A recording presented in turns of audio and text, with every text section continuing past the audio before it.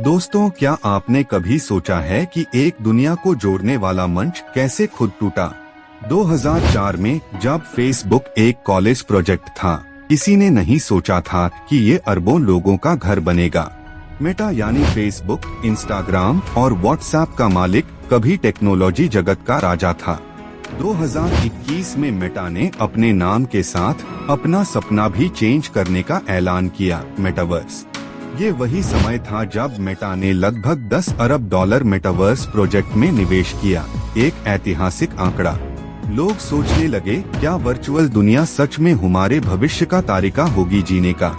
लेकिन मेटा का सपना हकीकत से टकराया। मशीन्स तो सिखाती हैं, पर इंसान भावनाएं समझते हैं। 2022 में उनकी रेवेन्यू ग्रोथ 37% से गिरकर केवल 2% रह गई। ये गिरावट ऐतिहासिक थी।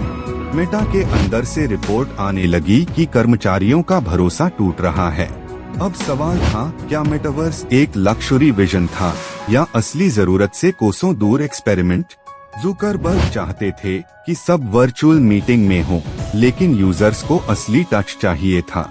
रियलिटी लैब्स ने अकेले में $13 अरब का नुकसान झेला। इन्वेस्टर्स गुलाबी नहीं, लाल दिखे। मेटा की स्ट्रैटेजी सरल थी, भविष्य पर दाव लगा, पर मार्केट ने पेशेंस खो दी। कई कंपनियां अभी भी प्रॉफिट ले रही थीं, लेकिन मेटा का ग्राफ नीचे जा रहा था। इंस्टाग्राम रील्स ने कुछ वक्त के लिए जान बचाई, पर टिकटॉक ने सब अटेंशन ले लिया। मेटा का एल्गोरिदम दिखाता एंगेजमेंट, पर नफरत और फॉल्स कंटेंट भी बढ़ा। लोग प्लेटफॉर्म से थक गए थे। प्राइवेसी के स्कैंडल्स ने और आग लगा दी। कैम्ब्रिज एनालिटिका केस जब खुला, मेटा की साख जमकर हिली।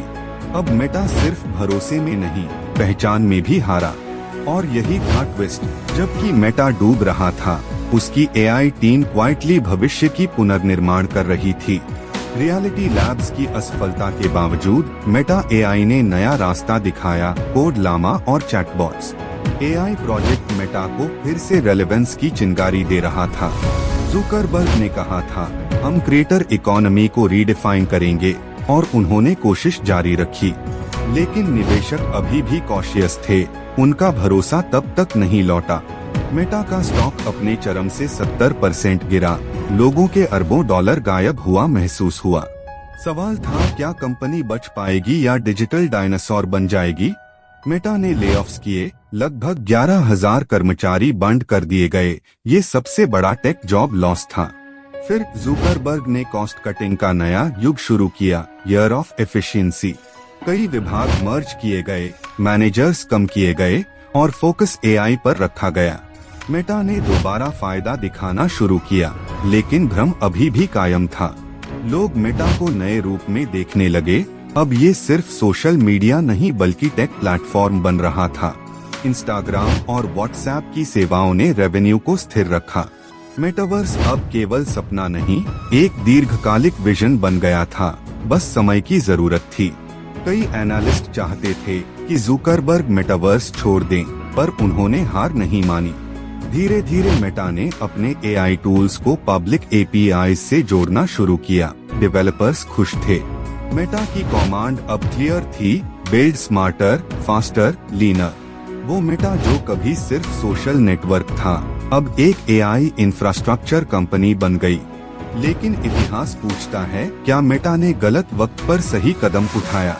इन्वेस्टर्स के लिए लर्निंग थी, हर इनोवेशन हाइप साइकिल से गुजरती है। मेटा का फॉल हमें सिखाती है कि टेक्नोलॉजी केवल गति नहीं, समझ भी मांगती है। आज भी मेटा का फ्यूचर अनिश्चित है, पर उम्मीद खत्म नहीं हुआ, क्योंकि जब एक कंपनी गिरती है तो नई सोच जन्म लेती है।